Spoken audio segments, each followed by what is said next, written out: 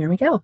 Hi, everyone. My name is Evelyn Prim. I'm the Communications Coordinator for the City of Montpelier, and I am here today with Alec Ellsworth, the Director of the Parks Department, and he's going to be running through his fiscal year 2024 budget. And so we're going to share our screen so you can see those slides.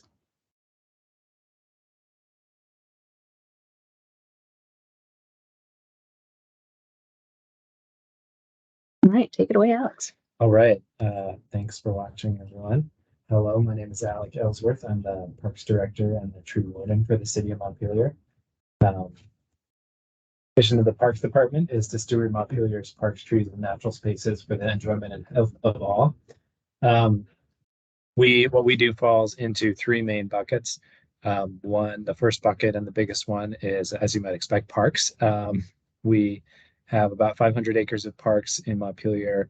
Our team maintains our two large parks, Hubbard Park and the North Branch Park, and then 5 small parks all around town. And then we also have a hand in maintaining the recreation path that runs across town.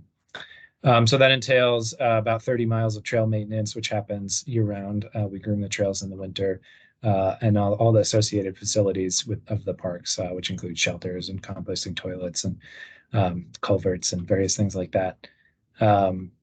The second bucket is trees. So if you go about 25 feet in either direction from the center line, in every road in town, all of the trees within that corridor are maintained by the city. So pruning, maintenance, removal, everything entailed with taking care of those trees is done by our crew. As a result of that program, our tree program, we also have a firewood program, emergency heat through the LIHEAP program at Capstone, and low-income firewood selling program. So we try to make use of the wood that we process. Our third bucket is events, which is our smallest bucket, but when we do events, we sort of combine our team to all pitch in for this. So we have seasonal events. In the fall, we do Enchanted Forest. In the winter, we do Ice on Fire, a winter festival. And in the summer, we have a summer concert series called Parkapalooza.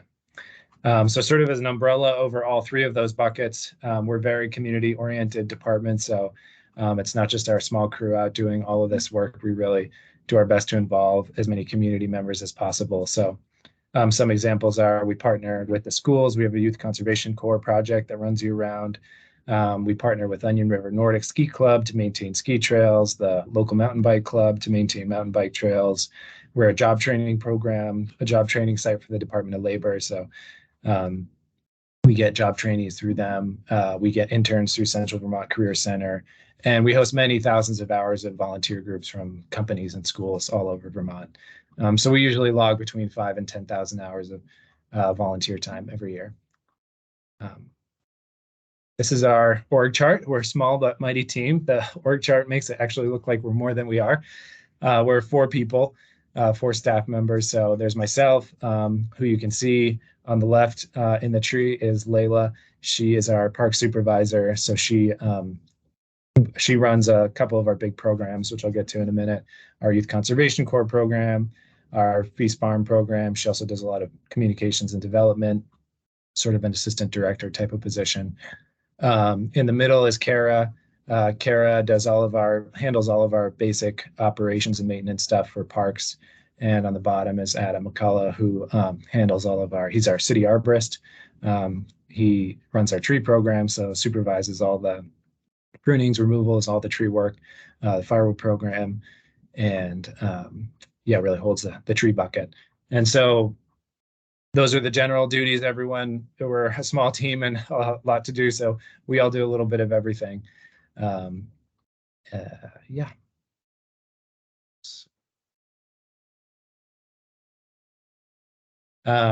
This is our budget.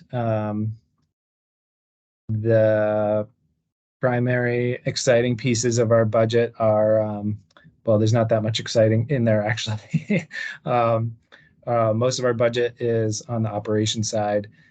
So we have all the increases in our budget this year on the operations side, small things to match trends, and in our seasonal staff line to support the Youth Conservation Corps. And the decreases are almost exclusively on the capital and equipment side because of the constraints on that fund. So much like every department, that's where the reductions are coming from. So we the specific items on the reduction side are a reduction in the equipment budget for some equipment replacement for trail building, reduction in funds for trail building, and for general, park projects and tree equipment. Highlights from 2023. Here, there's a couple pictures of our Youth Conservation Corps building a couple bridges in the North Branch Park. We have had a big push to promote economic development through outdoor recreation this year, and we've had a lot of wins in that department. That is a partnership that Montpelier Alive plays a key role in. So there's a lot to say there, but that's one bullet point. We completed phase 1 of our new universally accessible trail, which is very exciting, and we'll be finishing the last 500 feet or so of that next year, hopefully. We're continuing to address emerald ash borer through our tree program, and we actually, right at the very end of the previous year, we finished the Hubbard Park expansion project, but felt like it was also part of this year.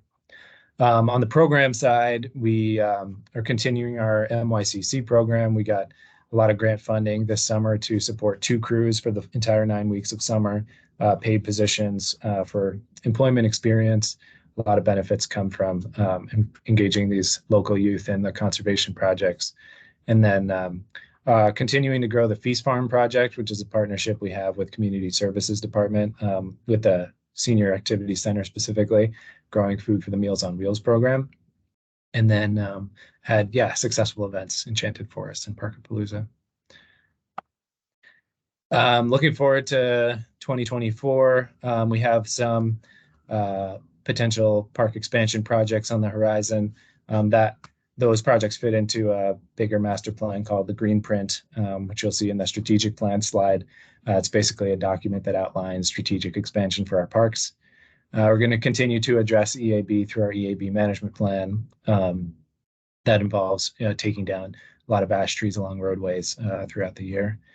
We're going to start to, up to this point, the Hubbard Park expansion has been mostly hands-off due to the Parks Commission developing a new management plan. So that management plan will be done over this winter in January or February. So with that in hand, we'll be able to start to actually make some changes on those parcels.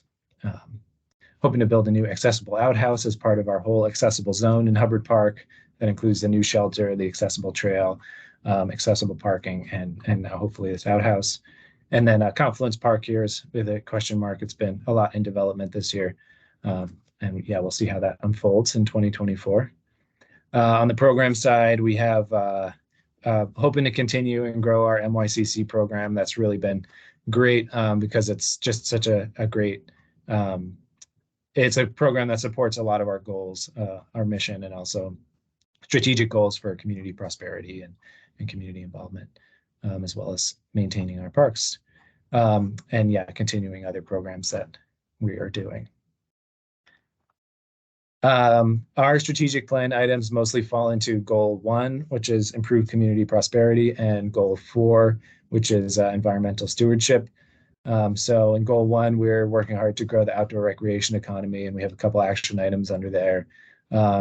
On goal 4, we're promoting conservation, thoughtful conservation of river water and land resources. So there's a project to conserve some land around Berlin Pond happening right now, and Confluence Park as well. And then, as I mentioned before, the Green Print is part of the strategic plan to thoughtfully expand our parks to important areas. Looking further afield, I think we're trying to capitalize on the things that we're doing are really, trying to capitalize on opportunities for Montpelier. So, without going over all those things again, I think a lot of what we're doing is really trying to grow those programs and support them. On the challenging side, emerald ash borer is really top of mind because that is coming fully into focus over the next 5 years. So prioritizing, implementing our plan there. And then working within a constrained fiscal environment is always a challenge. So our department has always been good about being creative and finding grant money, and that's always going to be a reality. It's a challenge because you have to sort of tailor yourself a little bit to what funding is on offer. But we have done a good job of that historically, and will continue to do so. Well, that's the end. All right. Thank you so much, Alex. Yeah, thank you.